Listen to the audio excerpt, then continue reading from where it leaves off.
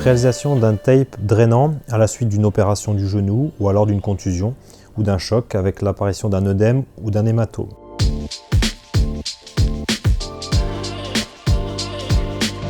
Donc on place le genou dans cette position pour qu'il y ait une tension de la peau. Si elle n'est pas possible parce qu'il n'y a pas de flexion de genou, on va tendre manuellement la peau pour pouvoir positionner les bandes.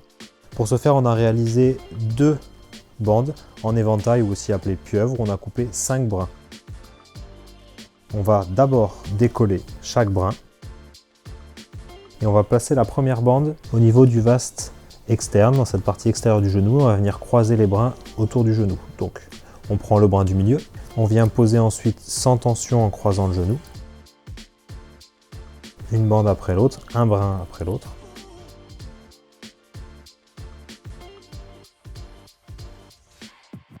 Sans aucune tension.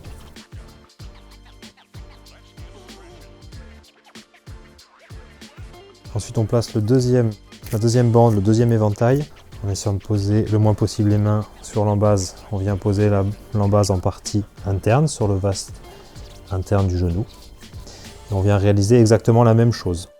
On prend le brin du milieu et on croise le genou et les premiers brins noirs déjà posés. La couleur du montage, la couleur des bandes utilisées n'a pas de valeur principale.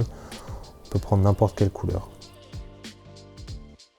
Une fois que tous les brins sont collés, on vérifie que tout adhère bien. On chauffe un petit peu chaque brin pour que la colle prenne effet. Et ensuite, on tend la jambe et on vient vérifier s'il y a eu un bon montage posé. C'est-à-dire qu'il faut qu'il y ait des vagues qui se créent au niveau de la peau parce que le tape vient tirer sur la peau, la peau tire sur le tissu interstitiel et permet en fait un drainage du liquide, que ce soit œdémacié ou que ce soit un hématome, du sang, directement.